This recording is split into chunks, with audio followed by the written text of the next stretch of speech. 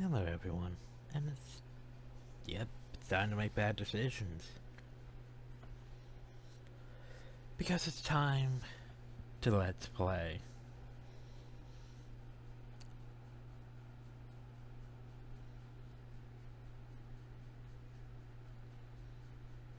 Yeah, once it loads, that is.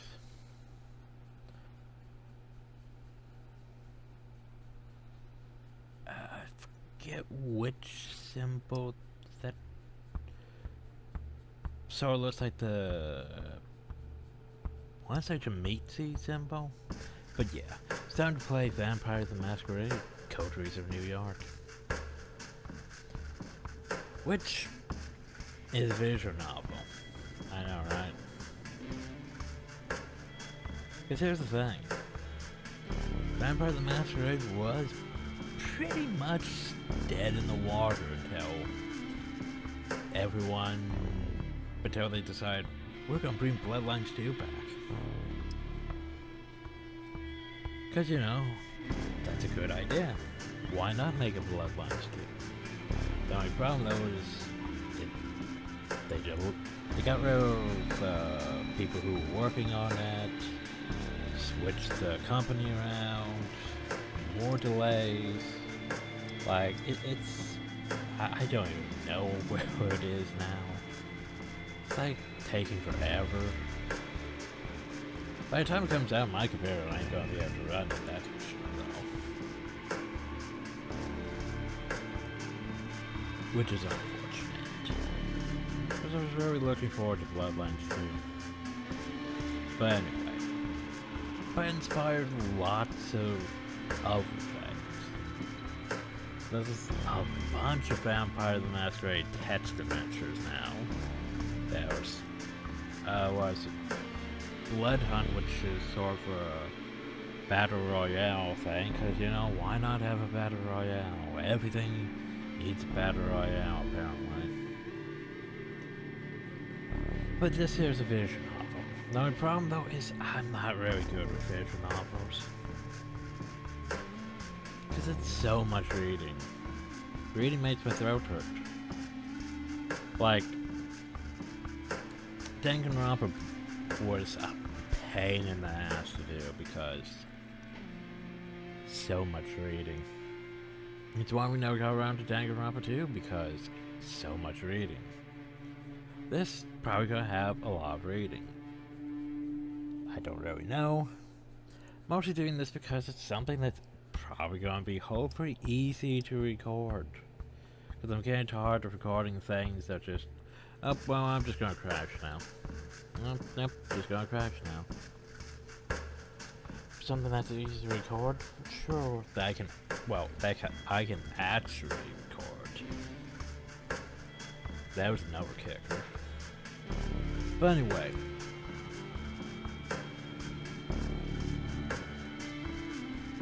So let's see how contrived the lore is in this compared to my knowledge of Vampire the Masquerade.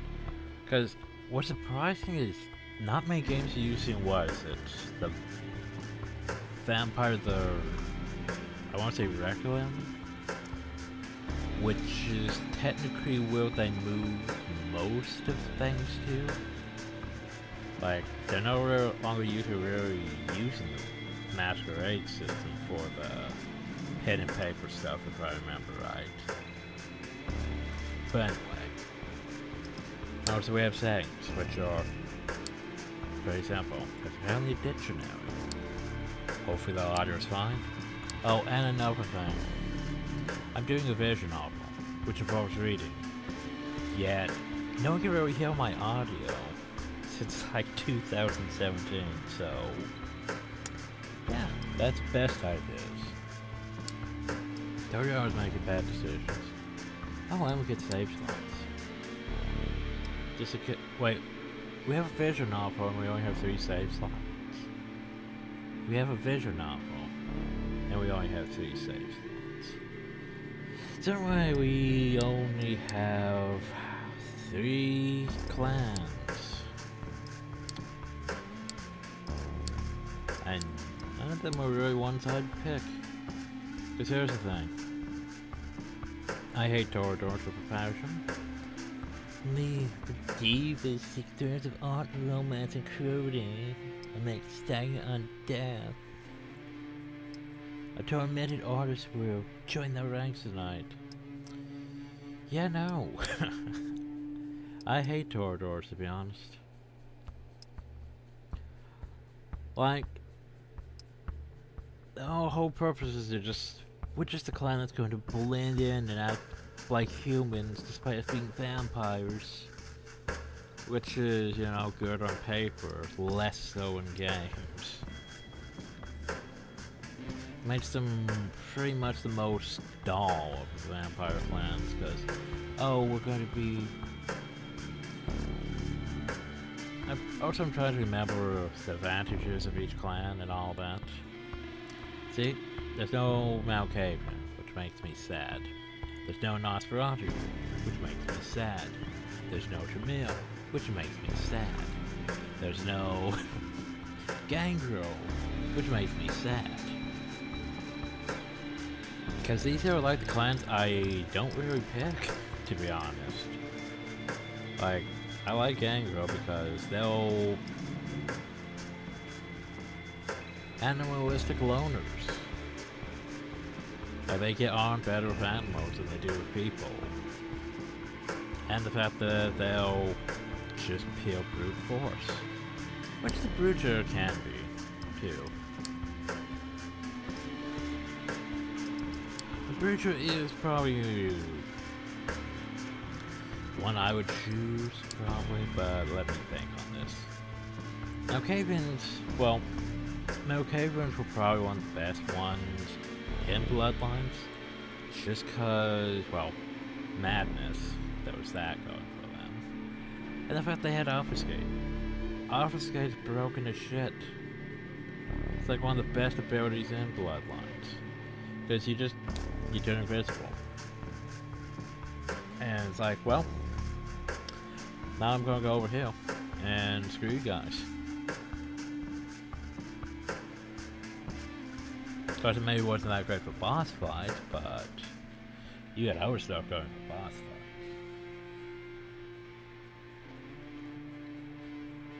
Jamel, of course, was probably one of the best for just, you know, you just put on your overpowered blood shield and murder everything. Then Blood Boil. Blood Boil was the thing. Trying to think who else. Nosferatu was hard mode. We did a run of that. It was a thing. You just basically don't get yourself seen by anyone.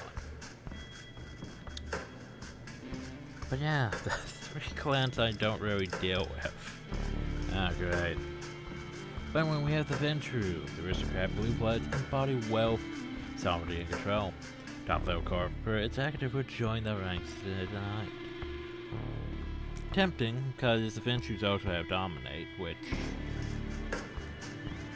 Dominate and Dementia weren't that far off in Bloodlines, but... I'm mostly comparing this game to Bloodlines because, well, Vampire the Masquerade.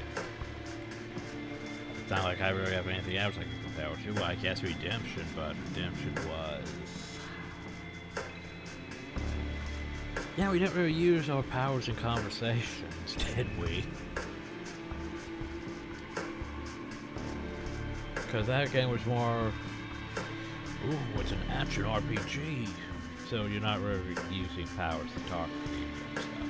You're not making decisions and all that. Just sort of going from page to page, murdering things.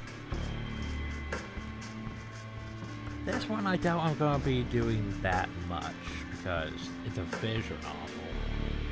Most I'm going to do is make choices based on what I can and can't do as abilities. Which made Ventrue tempting because Domination. Domination is a speech ability after all. Speech discipline, I should say. Oh, let's see, and then there's Bruiser. How would Bruiser work in a vision novel? I mean, I guess I could punch things. Wordly. I could punch things with my words, I suppose. Because Bruiser has what going for them? potent, increases their strength and physical attributes.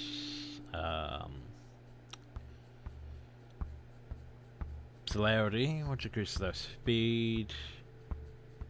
What else do they have? Fortitude? Or aspect? I have fortitude, which means they increase their survival. How does any of that help me in a visual novel? Good question. Anyway, Bruja is the rebel against power and rage against authority, assuming the internet of man with significant ideas will join the ranks tonight. Sounds very anarchy, doesn't it? Anyway, I'm gonna go for intro because domination. Simple as that. I mean, what else did Venture have? Aspects and fortitude, I think. I mean, why am I guessing what they could have? I should know this.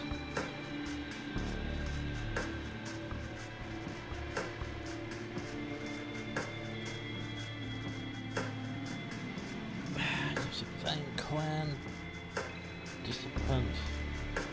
Not even how you spell disciplines, but disciplines.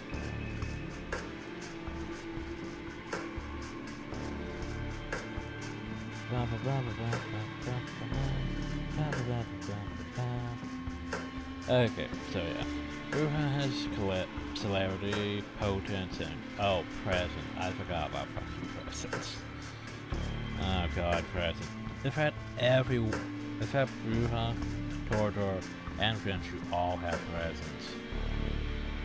What the fuck was presence before we get into this? Oh yes, presence is very common among blah blah blah.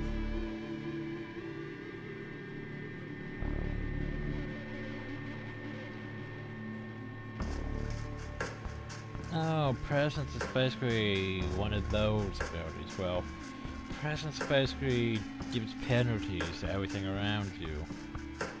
How does that work in a vision? Well, I'm going to do a penalty to strength, wits, and perception, and a reduced attack rate for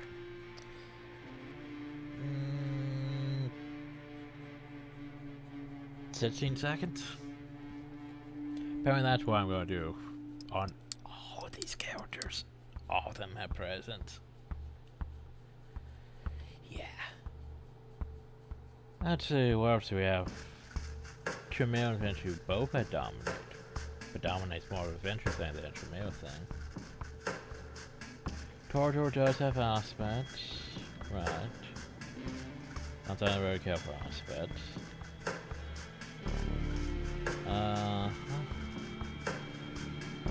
So yeah, Venture only really has Dominate, Fortitude, and Presence kind of thing. Which is probably why I never played one well, I have played one in Bloodlines. That's why I probably don't really play one in Bloodlines, because all they really had going for them is Dominate. Because Fortitude's a defense thing, which, whatever. And Presence is, whatever. Presence works better for Redemption more than it does for Bloodlines, in my opinion. Oh, cute. They have the list of abilities for Bloodlines 2 here, too. That's cute. Well, they don't have all the clans listed for that. That's a thing. There's also a bunch of abilities I don't even recognize. The hell just happened to my computer?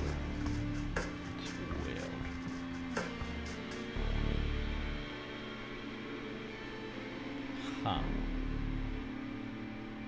Demographic just crashed for that. I know I'm wasting too much time, but yeah. I got distracted by stuff.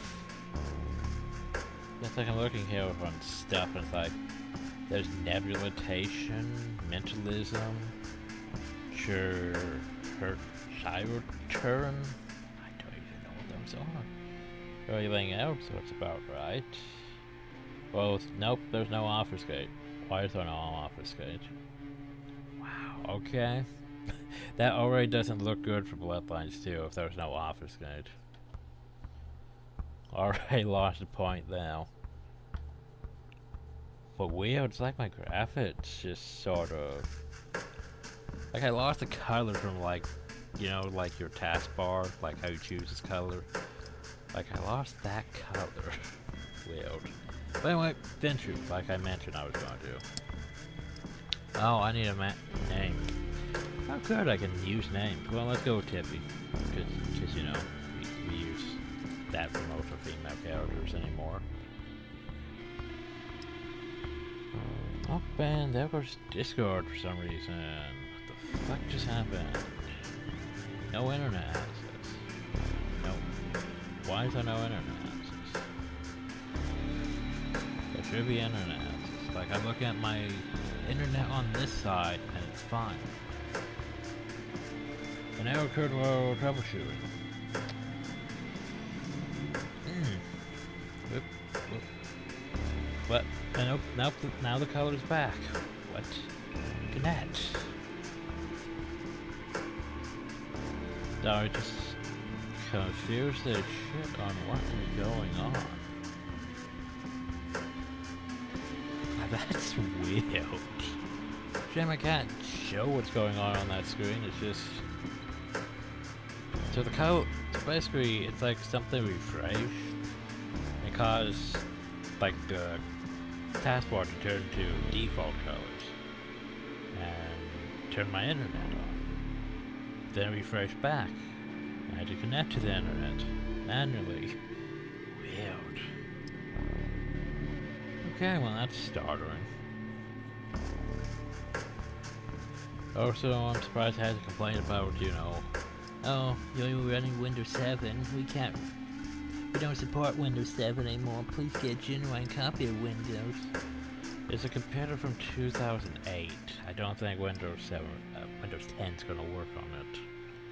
Or hell, Windows 11. I don't think Windows 11 will work on my current computer.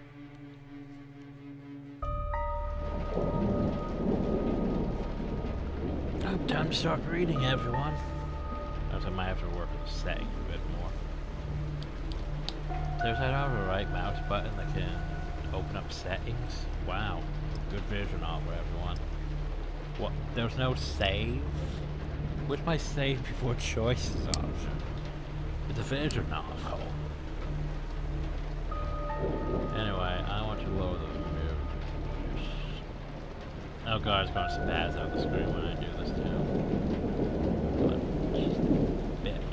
Like 2%. Not 2%, it's like 5.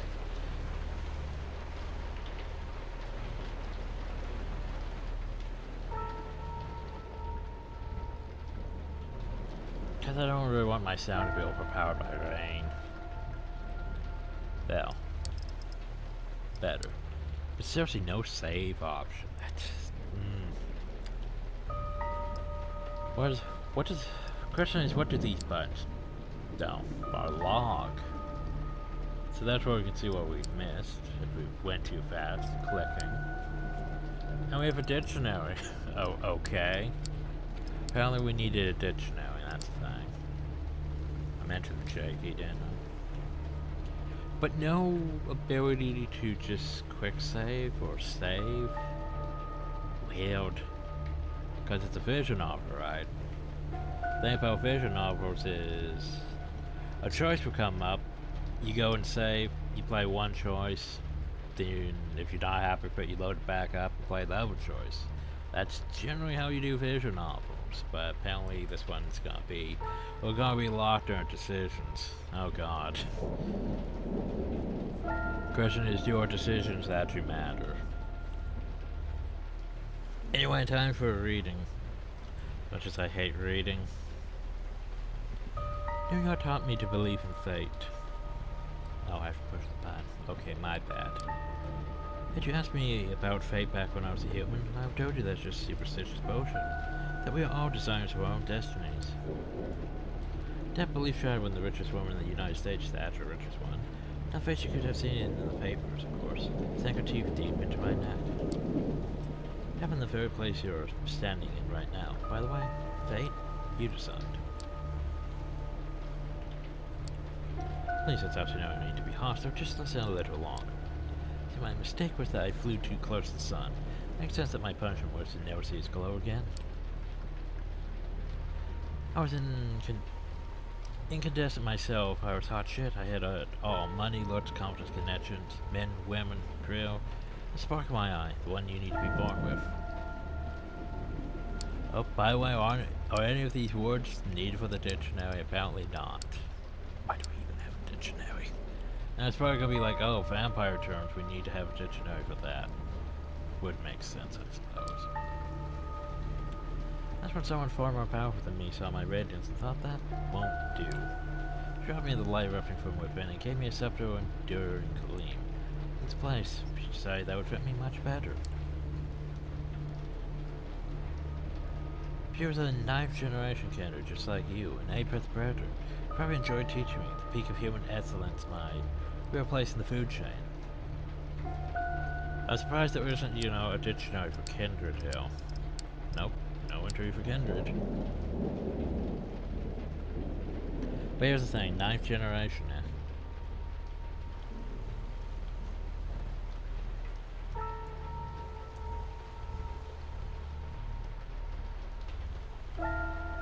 Yeah. Just doing a little fact check here.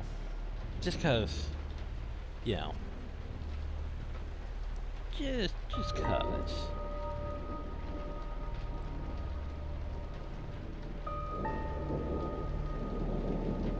Now to Will is... the problem is I probably ain't gonna be able to find what's her face here. So we're going to fact check on, for example, Ekaterina the Wise. Remember Ekaterina the Wise from Redemption? Does it say what generation she was? Uh-huh.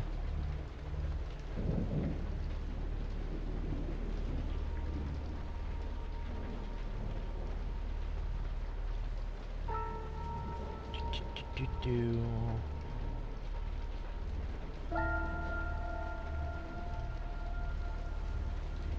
No, it doesn't. It's unfortunate. Why would you not have her freaking generation? Well, what was Kristoff? Kristoff was like, what, 10, 11?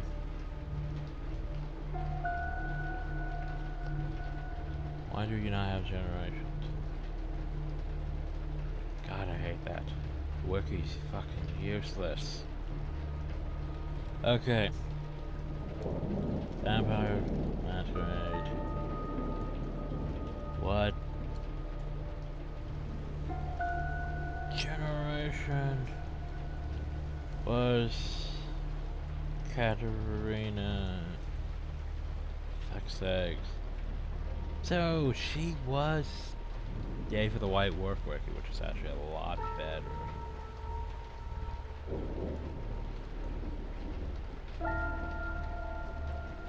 So, this actually gives me a lot more concept.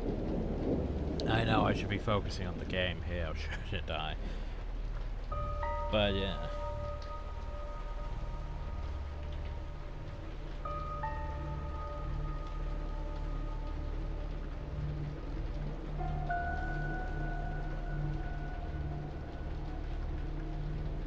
So yeah, she was 8th generation, and that was, you know, way back then. The 9th generation, yeah. So that means Kristoff would have actually been, what, 9th generation? Larry's 10th.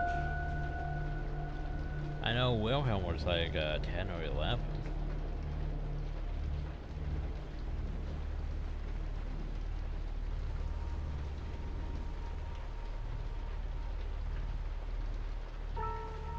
Hey, Kristoff. 9th generation, eh? Cute. Uh-huh.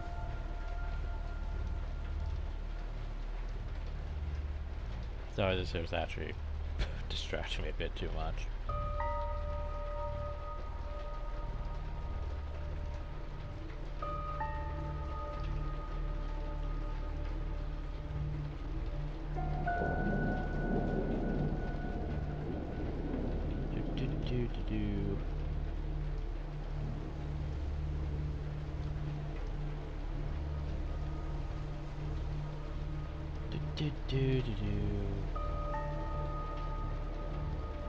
Just trying to find Wilhelm now. Why is it so difficult to find people? Oh god.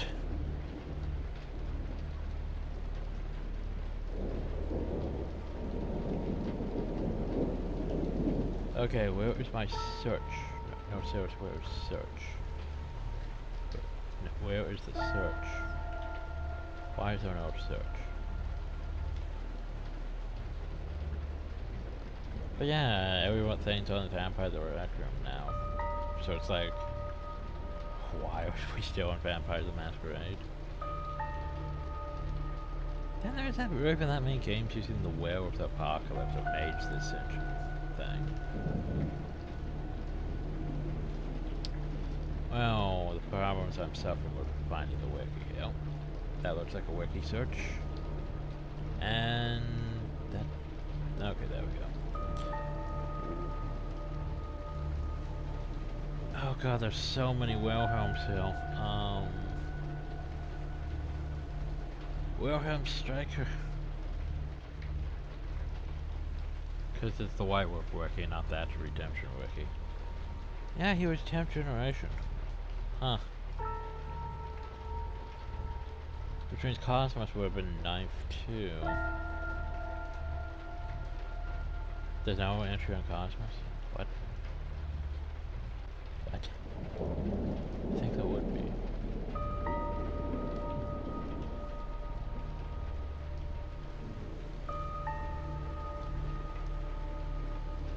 Huh.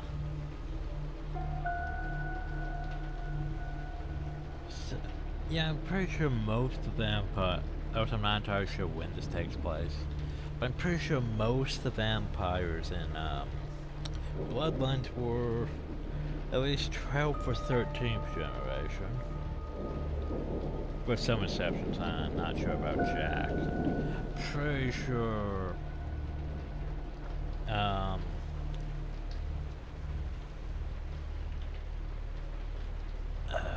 shit, what's his name? Pretty sure LaCroix was at least 9th or 10th.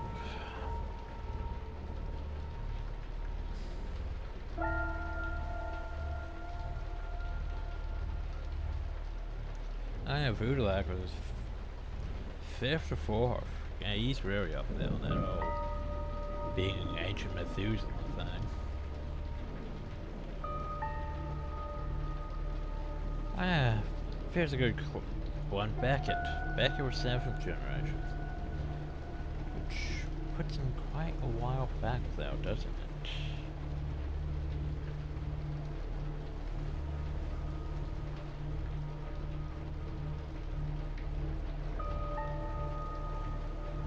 Yeah. Here's around during that period. Interesting, interesting. Yeah, that would put him back a ways. Okay, sorry for that. I had to do some fact checks, okay? Because, you know, my vampire lore's been lacking at times. Well, she was a 9th generation kindred just like you. And ain't but predators who probably enjoyed teaching me the peak of human excellence, my real place in the food chain.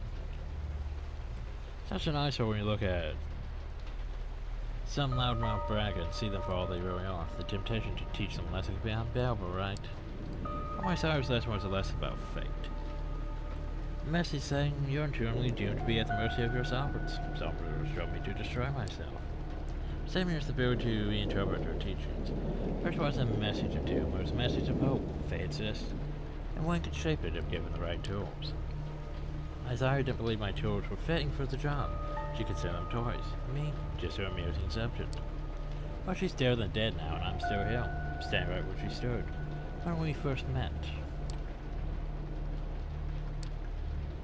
You might wondered how I learned about driving to JFK Airport.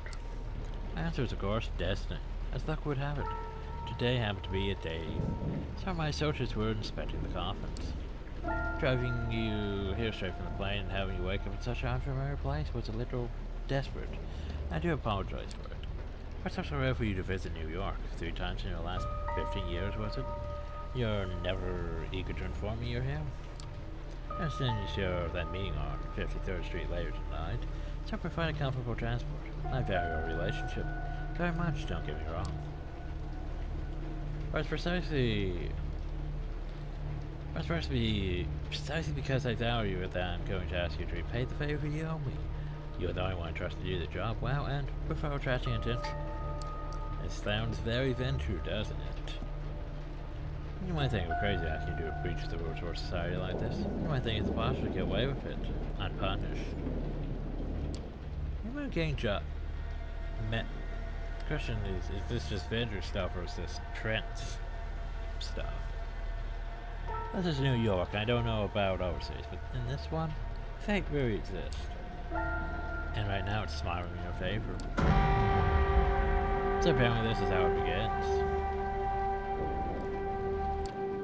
Your phone rings. It's your boss again. Things on that field to high-rise offers. Now ago it's gone. The city looks like an ocean of light from up here, spreading from miles to the north. So here's what I'm expecting from this. I'm expecting that was just sort of... Hell, that could have been it. Either, like... It's like when they do in games where it's like, we're going to start things from, like, the end. But then we're going to go to the beginning. That's what that felt like. Which means we're probably back here in the beginning where we're probably not even embraced yet. Which is going to be fun, you know.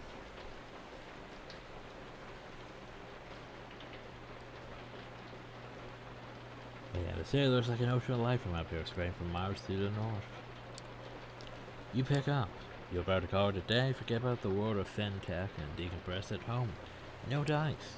One investor that wants to meet you, his voice is always. Oh, the perfect amount of authority and sleaze. You'll come by your office in an hour. You look at the clock. An hour? You got to be kidding. Yeah, no, but stick around. He's a heavyweight. You want to make a good impression.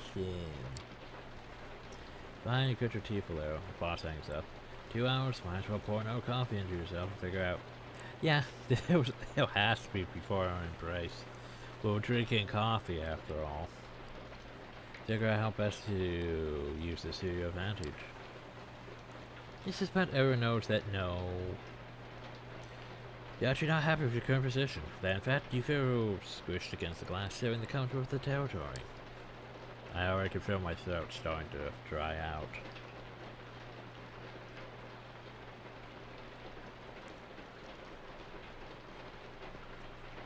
Sure, your idiot superior might have gotten the job only because he's the CEO's girlfriend buddy. But you're going to put an unholy amount of work into your advancement.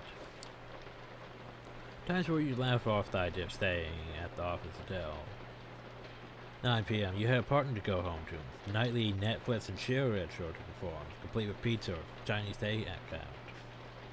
Ah, yeah, that good old Netflix and chill. We can apparently say Netflix in this. You think they would, you know, change it to something else to avoid copyright. Oh well, we're not apparently avoiding copyrights in this, so yay. Ever since you moved up the ladder though, your hours have only gotten longer. Food, mostly at the company cafeteria, sometimes takeout, always in a rush. Praise the heavens for your crazy metabolism and dread the day it finally decides to give up. About that. Rest at this point, the clean lady who takes care of your apartment probably spends more time in your bedroom than you do. Flash back to your boss quoting Shakespeare to impress his new, extremely attractive and uncomfortably young secretary. Some must watch for some must sleep, so runs the world away. Drinks, most are cowards and they all pretty much hate you at this point. Another flashback this time to the most profitable quarter in the company's history. So the board decided that layoffs were in order. Washington felt like letting people know in person, so he passed that privilege on to you. Yay. Gotta hand it to him, he always knew how to pick his battles.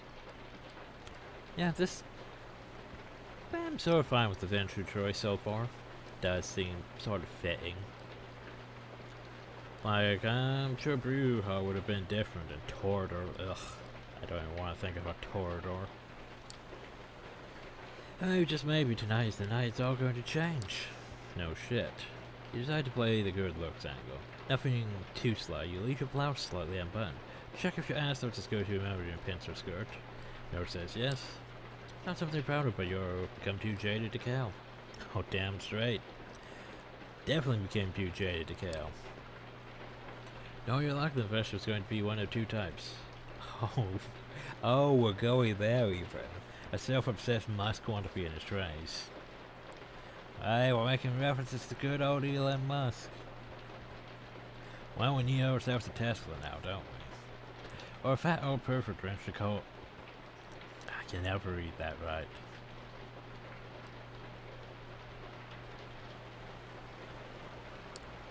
Here with Alvaro Dean, time to get the show on the road. Take one final look in the mirror and fit your hair. As the footsteps echo across the empty hallway. The man approached the office and not what you expected. He's slick, to be sure. He seems a bit more refined than your usual company man. Expensive suit, matching tie and shirt, confident in stride, surprisingly good looking.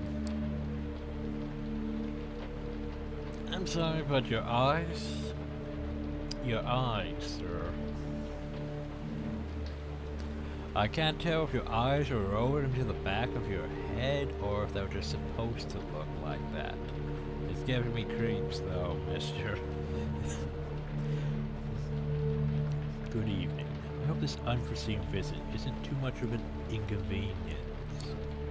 God, that voice. Oh my god, I actually chose good voice for this. Taken back by how smooth and strong it is, and its eyes still blue, cold, intense. So business professional. Treat you in a manner that's appropriate to your stature. When he speaks, he actually looks you in the eye and nods your cleavage. Oh god, he has to be a vampire then. He asks some questions about your work. Tells you how he noticed your input after talking to the CEO, an outgoing buddy, and comes charmingly close to calling your boss an incompetent doofus. Oh, the wire you try to guess his answer, but you can't quite place it. European? Sure, but where from? Oh god, I can't do European accents. Like, here's the thing, I used to get comments on my videos all the time asking what the hell my accent was. I don't even know. So yeah, just to clear that up. I know I've kept you long enough, but would you indulge me and join me for a drink? What sort of drink are we talking about here? First for a minute, that would seem like he wasn't that kind of guy. But what the hell? You go if it seems nice enough. Besides, it's not like you have other plans. Oh, snap. The investor has a limo waiting downstairs and driver takes you to a high-end restaurant in Williamsburg. See, he's waiting for you in the deluxe lounge. Just the two of you. Talk about this and that. Your companion seems to have an accurate history. Well, he's probably been through a lot of history. So tell me, what would you do if you had full control of the company? You know, it's choking a wine. This is your chance. You say what's been on your mind for months, but hide behind a venue of professional corporal babble. Refocusing, listen to your instincts for once, restructuring, kicking out your boss, aggressively pursuing new markets, getting the hell away from these horrible people. You know, as the sound of that, he leans forward, his eyes flash with intensity, and something else, strong emotion that wasn't there before. Ooh, spoopy. You'll do just fine. Words echo inside your head as you black out. You wake up, God only knows how much longer. We still in the same restaurant? You try to piece together what happened. You hear a familiar voice, the investor, or whoever the hell he is, talking to someone. Suddenly recall snippets, fragmented memories, sapphire eyes, gently lodged with yours as teeth, suddenly longer and sharper. I don't understand why I keep doing this. It's like spoopy sound effects. Okay. And something else, a feeling on your neck that takes you back to your last orgasm. Company trip to Florida, sway room, the Kiwi from HR who doesn't work there anymore, and then darkness. I like how we had to sum that up too. Yes, I'm done now. Consider my debt paid. Larson pushes the other figure aside and walks away from the lounge. Barely bothering to look at you, the door locks behind him. So, we're not getting summary of things. We're just we've been we've been embraced and we're just left to our own devices. Oh God, where's Jack to give me a tutorial on how to be a vampire? Alright, Jackson, LA. We're here in New York. Some time passes before you find the strength to get up from the couch. You touch your lips. Blood. Did that asshole hit you? No, I'm pretty sure he bit you, not hit you. Try to stand up, but your head is pounding and your stomach is like a heavy knot, pulling you down. You don't have that much to drink. You must have spiked your wine. This is bad. Trying to check your clothes, pristine. Doesn't make any sense. All of a sudden a feeling hits you unlike anything else you felt before. Falls to the floor, arriving in all-encompassing pain and hunger. Kind of makes your insides burn. That cannot be denied. Try to calm yourself with a breathing exercise they taught you at some bullshit mindfulness course. Also, I want to remind you, we can't just save. This whole time it's just been one checkpoint. So that means if we crash or anything, it's all gone. I don't like that at all. By me, it's a visual novel. It's not very hardware intensive. I mean, freaking mouse locked the window. I hate that shit. Like, I just want to do one thing. Like, I want to go here to my task manager. And yeah, this here is not even using as much memory as most things I run, so that's good. I like that. Only problem though is all this reading is gonna be pain.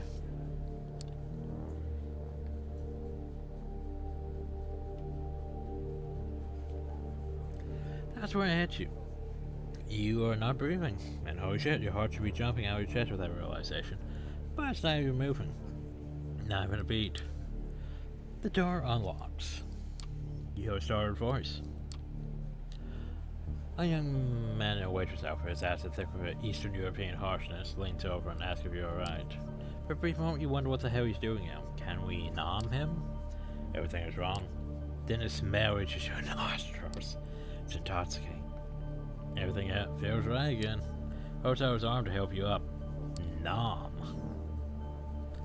You grab it firmly with both hands, and then you bite down. You sink your teeth right next to the old skull. Pin-up tattoo of Rita Hayworth on his forearm. Takes a moment to process what you're doing. Part of you wants to break away, but stronger for you. He implores you to keep drinking. One thing becomes clear: you are definitely enjoying this. Your eye struggles a little, and quickly falls to his knees. You can see his eyes now, pale blue and confused. You might bring yourself to let him go once he collapses. Did we seriously drain him completely? No. Snap. Apparently there's a mess on his forearm. Poor Rita, all bloodied, missing half of her face. Did you just drink this guy's blood? Question is, did we drain him though? Or did we drink enough for him to pass out? Because if we drank enough for him to pass out, that's fine. But if we completely drained him, well, our sire should have been here to tell us what we're doing. Oh god, we're gonna be like one of those... Oh god, are we gonna be a thin blood now? Don't wanna be a thin blood.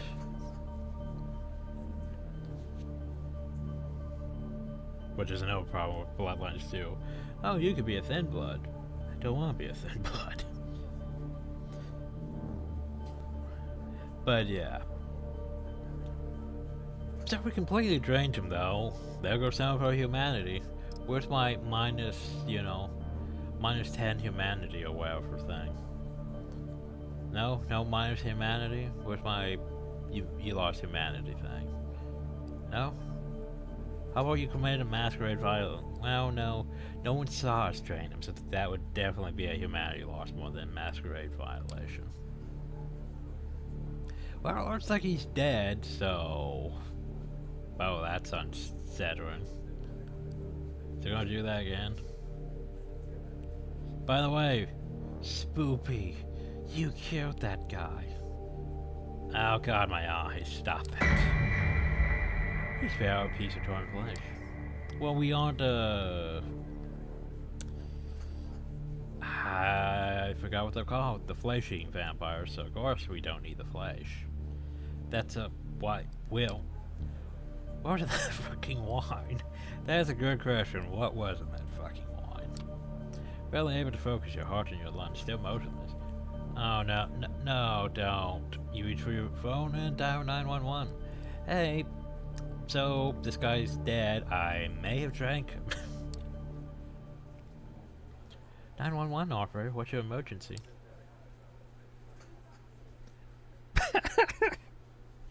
Oh god, I need to be able to save. Why can't I save before a choice? So, okay, time to make decisions, everyone. So, let's see what we have here. My heart stopped. That's a thing. I can't breathe. That's a thing. So here's the thing. This one, you know, both these ones I'm thinking of kill down the line. Like, sure you could explain that, but eventually it's just gonna get to you where they're gonna hang up and blame you for prank calling them because my heart stopped, it's not beating. Then how are we having this conversation? I can't breathe, like my lungs aren't doing anything. Then how are we having this conversation? And then there was the last one. Oh yeah, I killed somebody. Yeah, I don't think we should tell them that. But you know what, let's be stupid. Oh yeah, we totally did that. Oh hell, we actually exist now. I think I just killed somebody. Ma'am, I need you to stay calm. Where are you right now? The door to the lounge swings open. The man who enters is not the one that brought you here, though there are similarities. He's tall for one, broad-shouldered, handsome, dressed in a macro suit, but his skin is darker and the look on his face tells you he's not here to negotiate a deal. Notice there's a smartphone in your hand. Well. Huh. Bashing the phone if you want to live. Man's voice is persuasive, calm, but carry clothing thread. He's got the aura of a viciously efficient corporate shark. You find it hard to argue with him. Ma'am? Hello? Apologize for wasting time. My new caller got drunk and now trying to impress everyone for answers. Good night. Disconnect the call and place your phone in his pocket. For whatever reason, you can barely take your eyes off the stranger. As hypnotizing as his presence is, though, it is highly... Wait, it's highly what? It's highly what? Highly discomforting. There we go. Oh, also, have we picked up any new words with the dictionary? Nope, nothing in the dictionary still. The fuck's the purpose of the dictionary? Good evening, miss. I'm here to pick you up.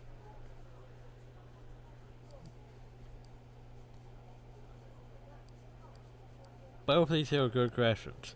That less so. But... Yeah, firstly, who the hell are you? Exactly. I'm a guide through this perilous night. So you're my Jack, eh? Gotcha. Stranger approaches the waiter and examines his body. Critical condition, but he might live, anyway. Oh, so we didn't murder him. Good. Then sets his sights on you. No, this is all new to you, but I've dealt with hundreds of strays like you. Going by experience, they tend to fall into two categories. First, those smart ones who carefully obey my every word and don't try to pull off anything stupid. I always get them where they need to be, safe and sound. And then there are the dumb ones. The dumb ones who call the police for some reason and decide, hey, sure. The punches thought they could take me on. The wise guys who tried to contact somebody secretly and without permission. The automaticals who tried to run off and make a scene. None of them got to the destination in one piece. In fact, most of them never reached their destination at all. His voice becomes slightly bored and monotone. You can tell he's given a speech before, likely dozens of times. You see, while I generally consider myself pretty smart, I'm also a Mets... Oh god. I'm also a Mets fan. It's one true weakness. Oh no, not the Mets. The Mets hardly ever win. Oh no. One that inspired me to come up with a three-strike system when dealing with pups like you. You got on my nerves once or twice, well, I understand. Not all of us perform well in stressful situations. But cross me 3 times and you're out. No excuses, no forgiveness, no mercy. As he's talking, he slowly approaches you, and a bit of theatrical swagger to his walk. Eventually leans in, deliberately invading your personal space. You realize it's a test. He's daring you to do something about it. 2 strikes, then you're out. Safe, I understand, sir. Now, every now and then your bean screens for you to obey his authority. Fuck you, sir. So, I understand, sir. No. What are you even talking about? Can you please just tell me what's going on? No, I thought I might make... Oh, for fuck's sake. I thought I made myself clear. Strike one. Moving on, is there anything you'd want to inform me of your current situation? Tell them you're alright.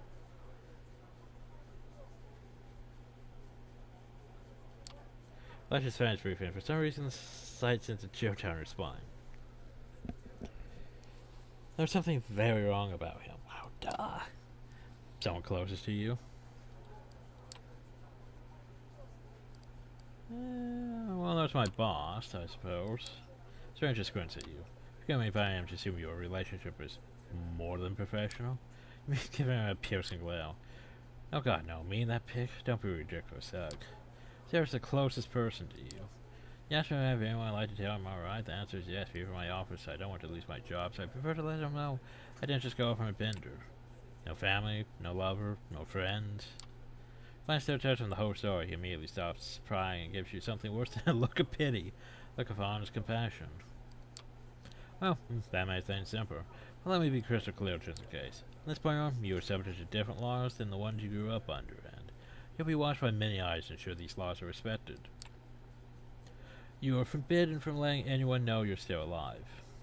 You're forbidden from showing your face anywhere they know you. If anyone comes looking for you, it's over for both you and them. Practice tone again. You put on your poker face and listen in silence. So unless you want your boss to end up at the bottom of the Hudson, I'd suggest you cooperate. Don't tempt me. Smart for your fans, man. Something absolutely sickening about it. Suddenly you feel overwhelmed by a sense of exhaustion. And we passed out. Yay. You regain your senses, you find yourself in the stranger's arms. The man is holding you as you were a spouse who's had a little too much to drink. Well, we did have a little too much to drink. Try to break free, but he holds you close and gives you a cautioning look. And when you cease your struggling, does he let you go? Whenever you notice a change in scenery, you find yourself in a fancy lobby, right next to the elevator. The place is virtually empty, save for a single concierge and some cleaning staff. Go ahead and gestures at the concierge as you pass, and he picks up the phone. The elevator arrives, the door opens, and the man motions towards the captain. After you. Here's a good question. Where are we going? I'm going to scream. No. To a safe place. That's all you need to know. Trust me, you don't want to make this difficult. Just get in. I mean, we already got strike one, so. And he looks like he's either a gangster or a bruja. I mean, could be a Ventru, but he looks like a gangrel or a bruja, so he could just snap my neck and be done with it if I don't cooperate. Well, maybe not snap my neck, but remove my head. Gonna get your instincts, you enter the cab and smooth jazz the playing of the speakers as the elevator starts to descend. You're dazed, panicky, but somehow locked in place. On the other hand, you find the stranger's presence oddly soothing. On one hand, I mean. On the other, you can feel your body tensing under stress. You happen to think back to the young waiter, the doe-eyed look on his face, the confused look he gave you just before. It's better not to think about, plus you have other things to worry about, like the fact that you are being kidnapped. That is a good point. After opens the same garage you arrived at, with an investor some hours ago. Man showed you a black Cadillac Escalade. Know what you're thinking? Getting into a car with some strange man? Boy, sure seems like a dumb idea. Maybe I can make a run for it. I might be able to lose him. So let me be perfectly clear. Your best bet is to get in, relax, and enjoy the ride.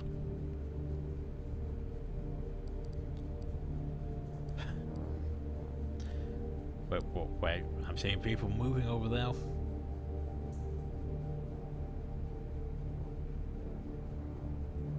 So I gotta distract my people over there. I have money to wager. So, but here's the best question. What do you want? Exactly. What do you want from me? To meet your new superiors. You'll see. Superiors is what a hostile takeover looks like nowadays. No more questions. Get in the car, please. We should probably just get in the car. Like, the game's trying to make us be stupid. Seems like the worst idea ever, but the man's made it very clear that you have no choice in the matter. Well, here's the thing, if he's Burka, he has celerity, so he could just outrun us. If he's Gangrel, well, he has over abilities. Besides the fact he probably had to put more points into dexterity than we did, so he's probably also faster than us anyway. I want to see his character sheet. Seems like the worst idea, but the man's made it very clear that you have no choice in the matter. Here's a good question. That one's also a good question. That one's stupid. That one's very stupid. We already said we don't have anyone, so that's contradictory. But yeah, either 1 or 3. I think 3. 3 sounds right. Are you going to hurt me? No, not tonight. At the very least, unless you make me. Takes a glance at his expensive-looking watch. Listen, you really need to quit stalling. We're on a bit of a schedule here. The sun comes in about 2 hours, and I don't intend to be here when it does. Sun? Doesn't matter when the sun comes up. Ah, you really don't know, do you? Good thing I got here when I did. Well, no, we weren't told anything. It's the corridor and just towards it. You see the important delay there? Inevitable. So again. Door locks behind you. Oh, but I'm going to stay up there? Okay. Can't let us almost entirely door. The side windows seem lightproof. Of course they do. Then gets into the driver's seat, starts the engine, drives away without another word. By the way, did I die? Depends on your definition of death. Listen, I realize you have many questions. Tomorrow you'll get some answers. Tonight you need to do what I say, and right now I need some quiet, please. Well, he did say please. If you're to confuse the protest, you stay silent for the rest of the ride, even as more questions about the first. One of them being, did you actually kill someone tonight? Down the window you find it hard to focus and quickly lose track of where you're headed. Can I tell you haven't left Manhattan? No underground parking, almost featureless, empty, the car stops, and then the man opens the door for you. Well, at least he was nice and opened the door for me. We're him. The stranger watches you to an out-by door. He opens it and motions at you to get in. Go on, make yourself comfortable. If you get hungry again, take a look in the fridge. I'll pick you up tomorrow. And you'll get your answers. Behind the door is a small room. No windows, just a simple bed, single light bulb hanging from the ceiling. Small fridge is hung away in the corner, accompanied by a rattling AC fan in the wall.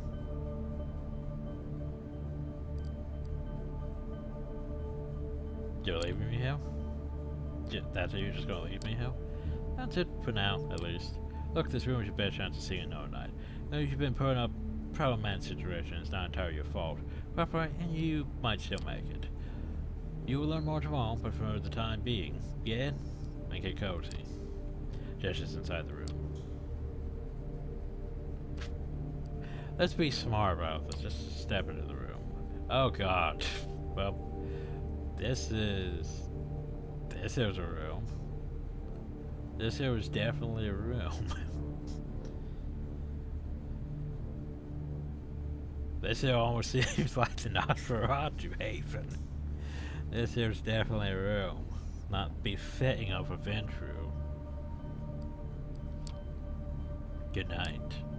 Lock the door behind you, that's very sturdy. And since we're a Ventrue, we can't just use potence to rip the door off its hinges. Then again, we never could do that in Bloodlines anyway. 'Cause, you know, plot reasons. Yay for plot reasons. So, you open the fridge. There's a single plastic bag though, filled with red liquid. No label. Tomato soup? You first set to your stomach. Best leave it for now. No label. Is it tomato soup? Who puts tomato soup in a single plastic bag? You lie down on the bed. It's a simple mattress or a metal frame. It's just not too filthy. About how this evening began. This investor is friends with the dark-skinned stranger picked you up from the restaurant. Barbara's now unable to relax. You spend an hour or so playing out various scenarios in your head. Eventually you decide to give in and let Sasha take over. Why would your mom bring your ever face it well rested? Plus there's no way in hell your bosses are going to know what happens tomorrow. That maybe some of the restaurant stars will feel a pang of conscience. Someone will notify the police. Someone will find you, right? Flies back to the waiter's tattoo. The bloody Rita Hayworth wink at you over a pale mess of a wound. You did this. You bit him, drank his blood, and it tasted good. What if you can never go home again? I don't know why we keep doing this. It's like spoopy. So tired, your entire body tenses up. One last time before you know it, you drift away into oblivion. And you wake up. I think that's where we're going to end it for this video, though. Because I need to test and see how well the save system actually works. So anyway, hope you all enjoy. Thank y'all, and have a nice day. And more reading. Yay, more reading.